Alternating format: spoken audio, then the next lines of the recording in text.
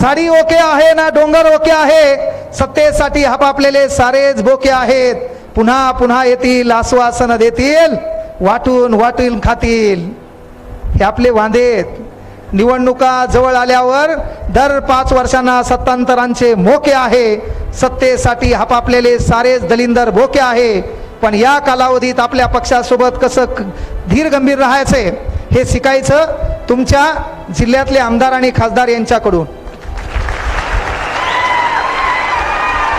कारण मेन का है, तुम्हें जिसने सर उठाना सिखा दिया उसके सामने सर मत उठाओ.